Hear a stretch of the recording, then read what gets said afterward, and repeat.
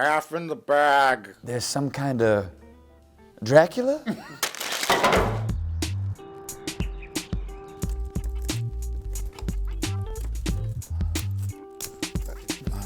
Did you just break the key? Yeah. Shit.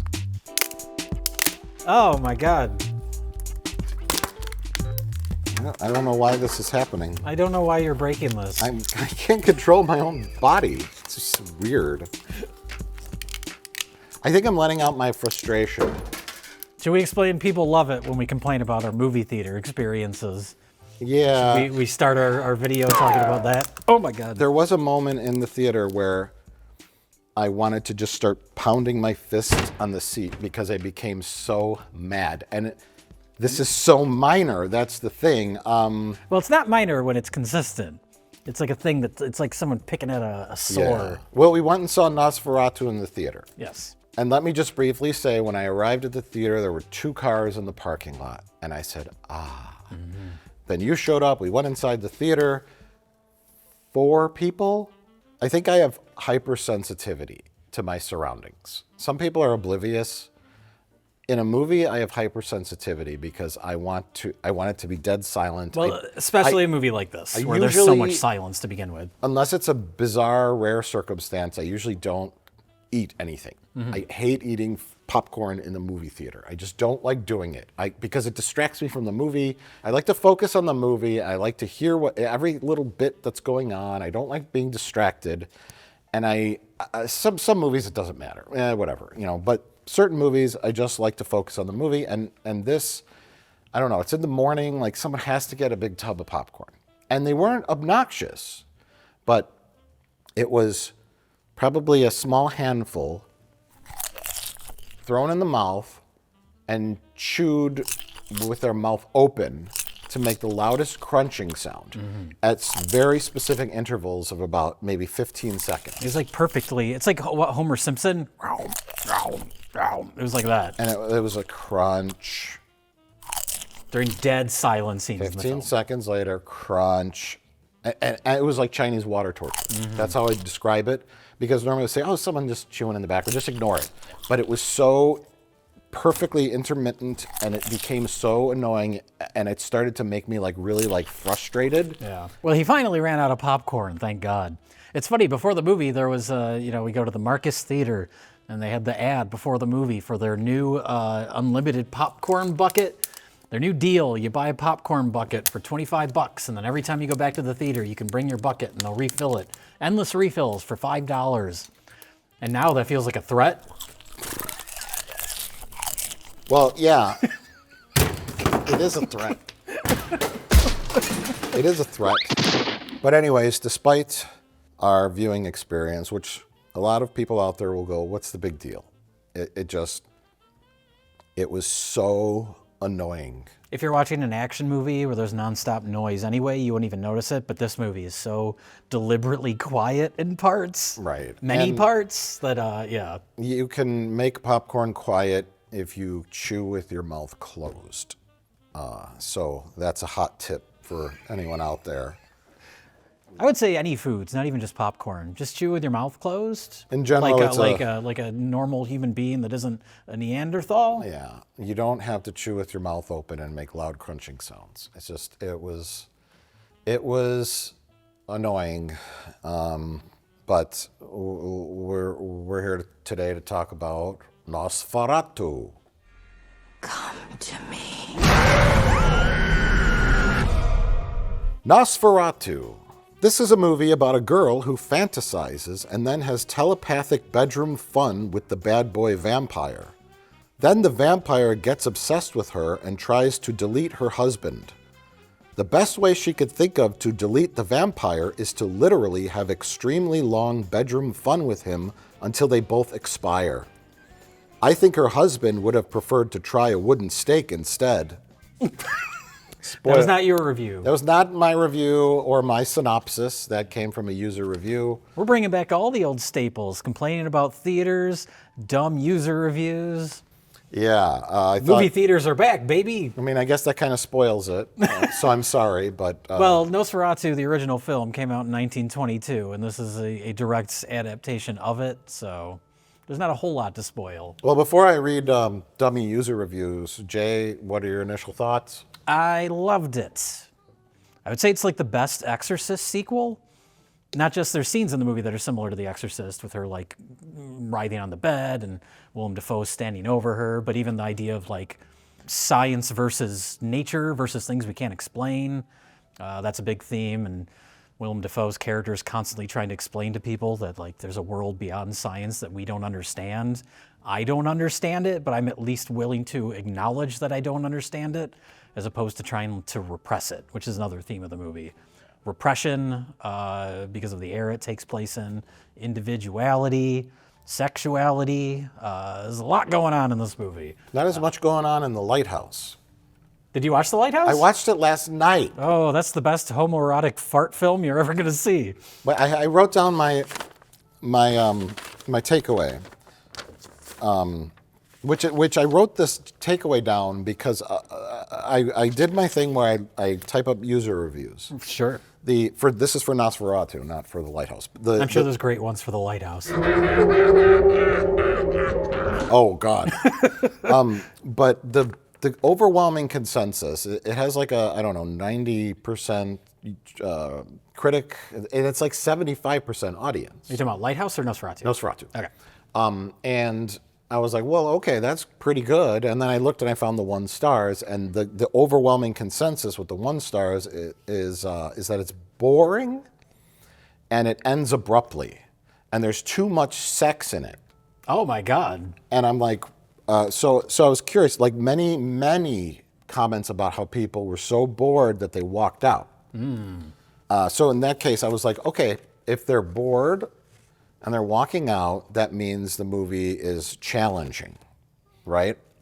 And so then I watched The Lighthouse because I've never seen it, and That's much more abstract. this is than nothing this. compared to that. This is closer to The Northman, which I was surprised that The Northman felt so, for Robert Eggers, felt so straightforward. Yeah. It's still weird by like standard movie expectations, Yeah. but it's an easy to follow narrative. So is this, much more so than The Lighthouse. Well, I mean, this is the most accessible Robert Eggers film, in my opinion. But so here's the two. I was looking at this from the perspective of The Lighthouse, and The Lighthouse is a classic kind of, to simplify it, an art house film, where you kind of have to pay attention and glean some kind of message from it or theme without it being like overly spelled out for you, or here's a plot, this happens, then this happens, he's got to kill the guy because the guy, it's not anything like that. It's very thematic. So my 2 takeaways from the Lighthouse, mini Lighthouse review: an employer who is woefully underprepared and ill-trained to deal with an employee's mental health crisis.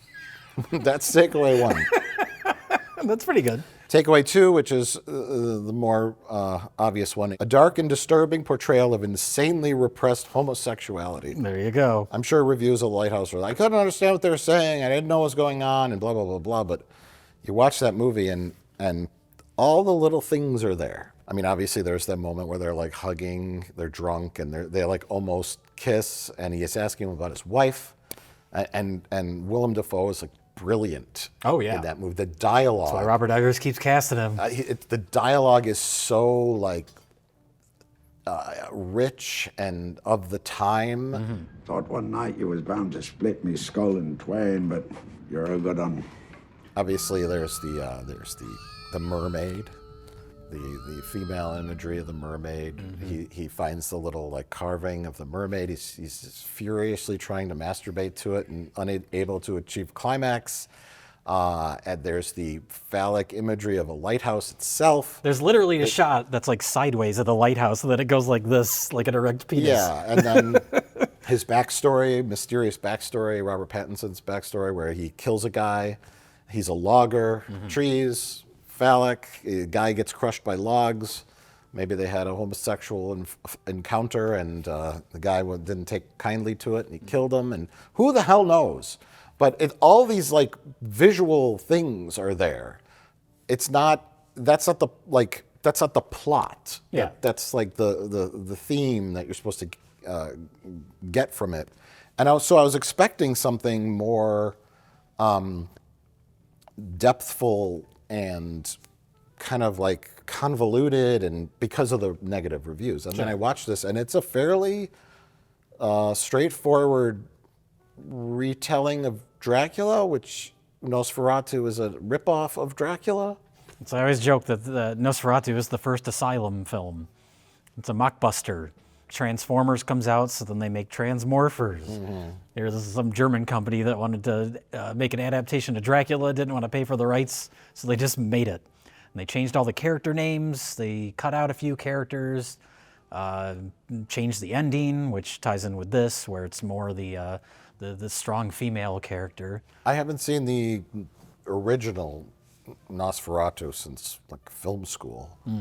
I don't remember much about it. I remember Well, everybody knows those visuals, yeah. Max Schreck walking around with the big shouldered coat. The shadow up the stairs, Yeah, all those shots. that pan shot in this like recreated that classic shadow sequence. But yeah, it's clearly like a ripoff. Very much so. Like Jonathan Harker goes to sell the real estate to the Count, who wants to move to London, and blah, blah, blah, blah, blah. And he's writing letters back and forth, and The Voyage of the Demeter, and which was a recent movie as well. I didn't. That came out watch last it, year. I didn't but- see it. Yeah, it was just. I guess the whole movie is just dedicated to that boat ride over to England or whatever. So And I was just like, I kind of know what's going to happen in that. Nobody makes it. yeah, Dracula eats everybody. But this, you have like, was it Aaron Taylor Johnson in this, right? And Craven the Hunter himself. he plays in Dracula. They have the three suitors that are going after Lucy. There's the doctor and the cowboy, the American, and he I kind of. believe those characters are cut out of the original Nosferatu. Oh yeah. Yeah. Okay. But I was going to say like He kind of added them back in for this. The same with the Willem Dafoe is basically the Van Helsing Van character. Helsing, right? That's was cut out of the original Nosferatu. So it's sort of a hybrid. Okay. Which is interesting because Werner Herzog did an adaptation of Nosferatu in the 70s with Klaus Kinski playing Count Orlok, but he changed all the character names back to their names from Dracula.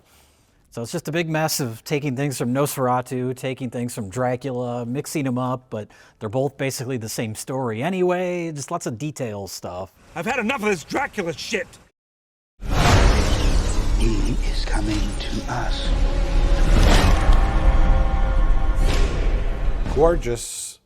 Gorgeous movie. Sound is amazing. Performances top notch.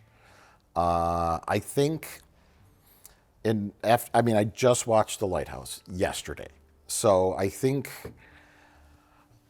I prefer an Eggers that is not adapting pre-existing material. An Eggers loose in the field to make his own thing. Sure. Because while this was a very solid, well done adaptation of Dracula, something different. It had very I want to say it had similar beats and scenes as the Coppola movie, but that's obvious Dracula, because it's Dracula.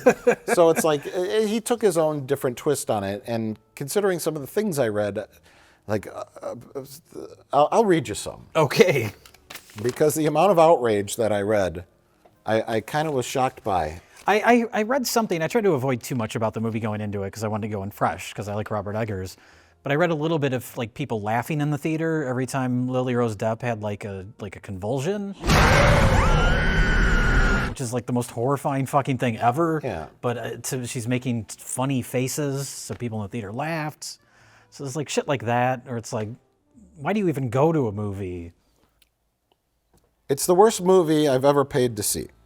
The movie makes no sense at all about a vampire-like figure living in a castle in the 1860s. That alone should keep you away from this movie. The literal events of the movie should keep you The away literal story of Dracula. from What's stupid about him living in a castle? Make sure you book the seat next to the aisle so you do not bother other people walking out. I did. This movie is 2 hours of awkward corpse sex. That's why I thought it was going to be like an orgy of corpse sex. Thought it was going to be necromantic. There's literally like 15 seconds. There's that one scene where like in Coppola's Dracula, Jonathan Harker is like seduced by the vampiresses. There's like 3 of them, and they're all like naked and on the ceiling, like molesting him and all that. And in this, it's like, yeah, I don't know if it's Orlok himself or some kind of muse who is like grinding him. Like, Oh, that was Orlog. Yeah. that's a little bit of that another kind of a homoerotic element. Yeah. Because he's biting his chest, he's sucking his Yeah. blood, but he's like, it looks like he's humping him, and it's very like moist sound effects. Yeah, the sound effects are great. Yeah. There's some kind of penetration happening somewhere. right. And you're like, oh, and then it's over. Yeah. And it's like, you can't handle that? I mean, I guess spoilers, the ending, but that's the whole like point of the film. It's the arc of Lily Rose Depp's character. Boring, old-timey English talk. Slow, weird, with a vampire who is really just a straight-up freak. Well, this one I agree with. Not scary at all, feels play-like. because they're talking in Old English, and that feels artificial, I guess. I don't know. Can I make a quick comment on that? Eggers is really like known for his authentic dialogue, Lighthouse, and the way that the old seamen spoke back then, and then Northmen. Yeah, on The Witch especially. That was the thing. The You got to Witch. watch that multiple times to figure out what the hell anyone's saying in it. It bothered me a little that everyone had British accents and not German accents. Because they're saying Herr and Frau and it's Friedrich, and they're in Germany, and everyone has British accents. That maybe they thought it'd be too goofy. Like when people talk in the German accent, it sounds funny. You know, I don't know. Maybe thought it'd be too laughable. I don't know. British sounds more refined and old-timey. Old-timey. So I don't know. Maybe there's a reason for that. I'm sure he has a reason for Maybe it. it's that mesh of Dracula, and maybe he's going for a little mesh there. Well, he's definitely going for like a culture clash as far as this old gothic, disgusting vampire from Romania, and everybody else is very like refined in that era. Of course, there's a lot of like repression, which is a aspect of the movie. You have Aaron Taylor Johnson's family. He has like the classic. He's the father figure. He has the wife and the 2 kids. And, I mean, that's not even like any kind of shocking statement from something from 1830 or 40 in right. Europe. Like, yeah. Well, But the Ellen character, Lily Rose Depp's character, doesn't kind of fit into that environment, and that's Right. That's the aspect is like Aaron Taylor Johnson's like way of dealing with her losing her mind. Basically, is to just tie her to a bed, and they keep like knocking her out. well, they bring in the doctor, and he's like, put a corset on her, and they didn't know what to do. Well, that's the whole thing, and then Willem Medicine Dafoe, and mental illness back then, like, yeah, didn't go But well the only one together. that's open-minded about trying alternative ways of dealing with this is Willem Dafoe. He's the open-minded one in an era that everybody's just trying to like repress or ignore or deal with it in ways that they understand without thinking outside of that. Well, it's a clash of societies. Yeah. That is, I guess, I don't know if theme, but Willem Dafoe has a line where he's like, we've been our minds have been clouded by modern sensibilities, and we kind of ignore the witchcraft and Just things we don't understand. yeah. We let it blind us. This new the modern age, and then when Jonathan Harker, Thomas, goes to Romania, he sees all the gypsies, the village, and they're doing all their mystical stuff. And Great casting on all those characters. Oh, too. yeah, Those yeah. little old ladies. Like, Little old They don't look ladies. like someone out of Central Casting. no, they look like real life Romanis. And then even Orlok says something. He's like, they're old stupid culture, and their old stupid culture and superstitions and blah blah blah. I want to move to a more modern society. Yada yada. Which is ironic because he's outside of all of this, any sort of society. He's full of it. Yeah. Boring. Stayed just to finish my very large drink and popcorn. Nothing new. Worst post-nut clarity ever. That was pretty good. Yeah. I'm sorry to say, but the only performance that is salvageable is Wilhelm Dafoe's. Sorry. They didn't call him William Dafoe. That's what people they usually called him do. Wilhelm Dafoe. Wilhelm Dafoe. Wanted it to be more action. It wasn't. Walk out but I won't watch it again. Long dialogue, weird sexual stuff with corpses. That's the takeaway. Nobody has sex with a corpse in this whole movie. What are these people talking about? I mean, Unless you Dracula consider Dracula a he's corpse. technically a corpse. Yeah. At the end, you get a first like really good glimpse of him, and he is covered in open. He looks like a zombie. He's an undead. He's kept alive by pure evil. Now, hang on, I had some more here. Oh my God, you have him stored in multiple places. Trash Dracula looks like a boat. Is he saying Dracula looks like a boat? Or the movie looks like a boat? Trash Dracula. There's no punctuation. It's just Trash Dracula looks like a boat. Okay. I think it's supposed to be Trash Dracula, period, looks like a boat. Now, I think they're referring to the shape. Like his body shape? His body, because, you know, the Max Schreck look has that big, like, big shoulders. That kind of like, that's all I got. I mean, there's a boat in the film. There is, yeah. But Dracula. That boat looked like a boat. Looks Maybe like that was a compliment. Like that boat is very accurate to what boats look like. Yeah, I don't know. I mean, I was prepared. I was prepared to be more bored, and you know, it wasn't like a 5% audience score where like just like everybody hated it, Right? Like, and so it was like, you know, I'm happy to say it was a 75% audience approval, lots of 5 stars or however many. Been doing pretty well too. Yeah. Second weekend, the drop off was like relatively low for a movie like this. Right. So that hanging in indicates good word of mouth. Yeah. Because I would recommend this. And to me, I'm very familiar with the Dracula story. The Coppola Dracula, I think I've watched a million times. And I think that movie is amazing. And there are many similarities to this one, but there's enough differences to where this is its own artistic vision of that story. Well, even if you're familiar with Nosferatu, there's enough. The basic story is the same, but like I said, it's very accessible from a basic story perspective. Yeah. But I do think there's a lot more going on in it as far as like the character stuff. Yeah. It's interesting that he decided to take, because the plague is a big aspect of the original. Orlok shows up in this town and everybody's dying. There's rats everywhere.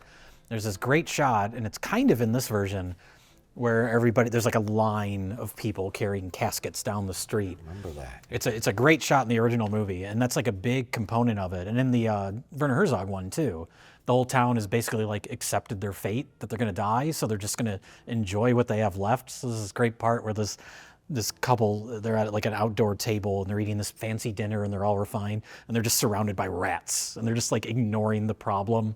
And in this one, that whole aspect is like intentionally kind of left in the background. We see some establishing shots where they're like throwing dead bodies onto wagons or whatever, and that shot with all the people carrying the coffins, you see kind of like through an alley as we're panning over to Lily Rose Depp. So I'm not sure what the motive behind lessening that is, other than to make it more character focused. But it was an interesting change. It made it different than the original. Yeah. Well, in the original novel, there was not the love story. And we've talked about this on our review. I don't know if in the 1922. I don't think it's as romantic as the Coppola one, but there is that sort of seduction angle. Seduction. And obviously, you can't have a seduction with Count Orlok. He's the most disgusting thing you'll ever see. And so there's a different connection. Yeah. There's a psychic connection. Psychic, almost like she has to submit forcibly. It's not really love. She's not in love with him. But no, it comes from loneliness. That's established at the beginning. She was lonely. He was there for her. It's kind of like when your crazy ex-boyfriend comes back into town and you have to explain to your current significant other, no, that was in the past. I was younger. I didn't know any better.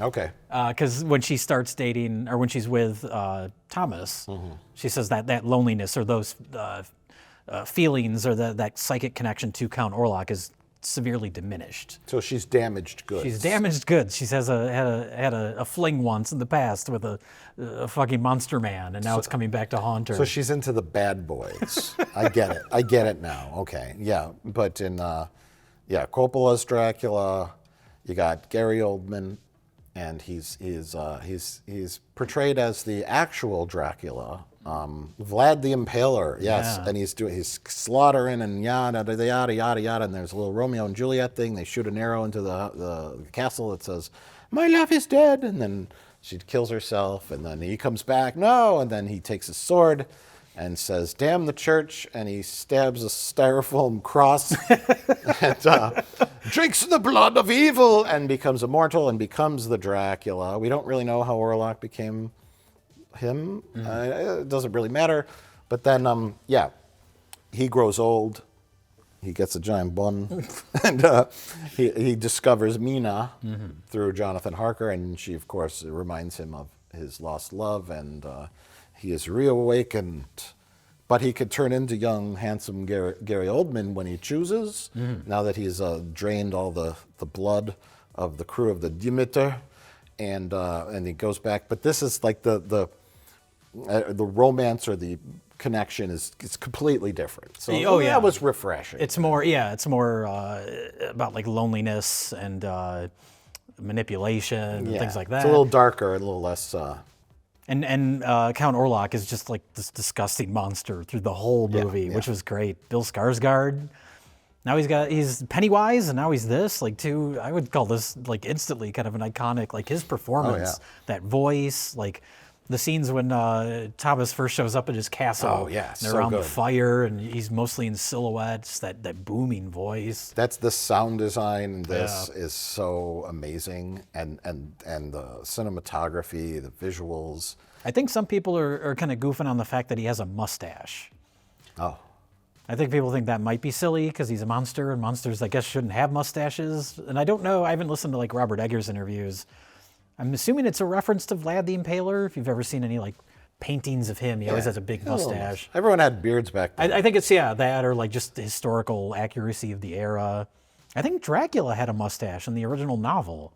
I think he's described as having one. And so did Gary Oldman. I mean, not when he's the old Dracula. Yeah, not when he's spooky monster man Dracula. I mean, everyone had a beard or a mustache. Yeah. And you're talking about German culture too. I think I saw a bit about like their costumes. They were very like period accurate, and that's Robert Eggers' whole thing. He's like very detail oriented, which is why the accents bugged me. But I'll ignore that. Maybe there's a reason. Maybe they were all from England and they just happen to be living in Germany. Sure. Who knows? I don't care. But I don't know. It was great. It was great. She was great in this too. I think the only thing I've seen her in besides this was some bad Kevin Smith movies.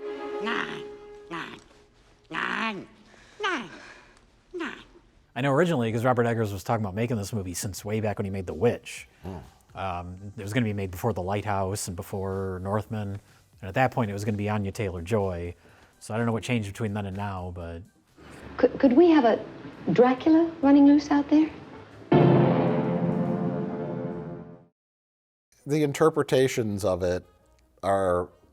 people complain about the mustache, but I was like, old German dudes would have a giant mustache. A mustache would stick out on like Freddy Krueger. Sure. But not this character. But I mean, it's like if you look, everyone would complain about something. If you look like Bela Lugosi with like the little suit on and the slick back hair and the cape, you look like a classic Dracula, everyone would be like, it looks like stupid.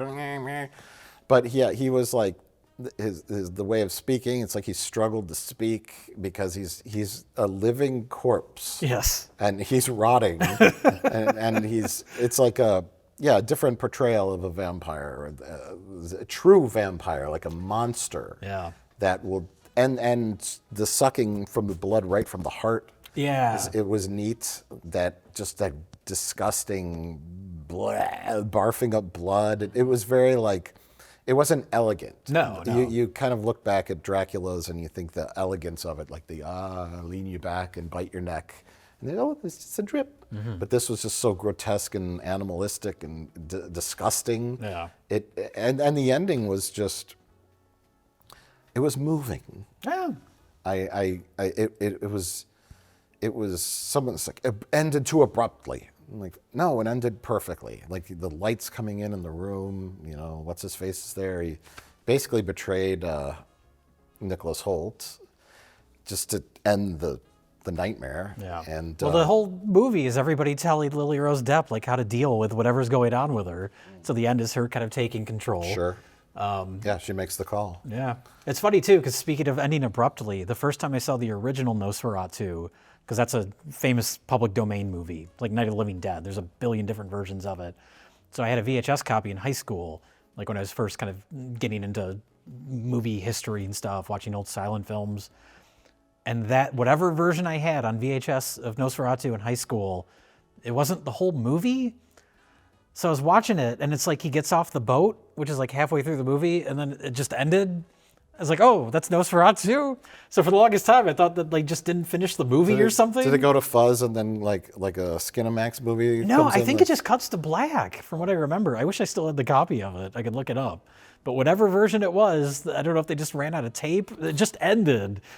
So for the longest time, I thought that was what Nosferatu was. Huh. Like a 45-minute movie that just they didn't have an ending for it. But no, the actual ending is, yeah, similar to this, where he's so distracted by seducing, I want to call her Nina, but that's the Dracula version. Mina with an Mina. M. Mina This is Ellen. Ellen, yeah. Mina and Lucy is the Yeah, this one doesn't really have a Lucy. she's kind of the wife of Aaron Taylor Johnson, but sort of, but she's not like a slut. She was dangling her goods in front of all the gentlemen's suitors. She was easy, and that's why Dracula just chewed her up and spit her out. The real prize was Mina. See me. I've seen many strange things already. Bloody wolves chasing me through some blue inferno. That's the weird thing about Nosferatu is I think, because this is a remake, and we always complain about remakes, but this is clearly a different type of thing, because it's a filmmaker remaking a movie that isn't for name recognition. You know, this isn't like a new Sonic the Hedgehog movie or something like that. But everyone knows Nosferatu. It's like ingrained in pop culture in a way, but clearly some people don't realize that it's an adaptation of Dracula and that whole history of the movie. I mean, there's a lot of backstory to. I mean, this movie shouldn't even really exist because Bram Stoker's wife sued the filmmakers of the original Nosferatu, and by that point the company was bankrupt, so they couldn't give her any money. So she demanded all the film prints be destroyed. And a couple of them survived, and that's why the movie still exists. That's probably why your tape ended, because they only had like one reel. Who knows? Well, we only got one reel. That's all we could find. Put it out there. Call it Nosferatu. I don't know. He gets off the boat. It's a happy ending. He made it. Sell it at Suncoast Video. For $45. In SLP mode. Right, exactly. So I think So this is a remake being done for artistic reasons, not just for like slimy studio name recognition reasons. Right, or else it would have been done completely differently by somebody else. Yeah, so good on Robert Eggers. Keep making films, keep making original films. Whatever strikes your fancy, go ahead and make it, because obviously you do the films with care. And that's something to point out too. We always joke about the what are next movies, the endless glut of remakes and sequels and that kind of stuff. So it is nice that there are still people like Sean Baker, like Robert Eggers, that are still doing their own thing and haven't been sucked up into making a Disney Marvel TV series. Only you can redeem us. He is coming. So, Mike, would you recommend Nosferatu? And how much does it look like a boat? Well, Dracula looks like a boat, but that's okay, because Dracula rides on a boat, so he can look like one. Sure. I would recommend it, and oddly enough, I would recommend it in the theater, because I really enjoyed the sound design. Yeah. And the theater was warm and quiet until the crunching. And that's the asterisk on that recommendation is you mentioned younger people laughing at the movie, and which just completely confounds me. Sure. I saw nothing at all to laugh at. It's the same with The Exorcist when they re-released that in theaters, and there was people in my theater laughing. And I was like, "You are out of your mind." Because they're used to the stupid horror movies. Yeah. Lily Rose Depp, she was fantastic in this. I saw nothing funny. The sexuality, like, what? What's the problem? I mean, if you can't handle the maturity of that, like, just don't go to the movies. There's obviously things that have tasteless nudity and excessive, but really not so much anymore. Not in mainstream films. No, that's all the '80s stuff that we built an entire web series around Right. watching. Yeah, there's a gratuitous, exploitive nudity, but that does not happen anymore in movies that end up in theaters. No. It's like if this shocks you, then you need to fuck off. I mean, seriously, but. Yeah, I would say find the exact perfect time. Look at the website where you buy your tickets on, and make sure that there's no one in your theater. They should have a thing like back when you could still smoke in buildings and they had smoking and non-smoking. They should have eating and non-eating theaters. That's a great idea. Yeah. If you want to shove food into your face, you got to go into theater B. If you want to sit in a nice, quiet environment with people who aren't going to be obnoxious, you got to go into theater A. I like that idea. Separate these monsters. They're more grotesque than Count Orlok. Keep these people away from me.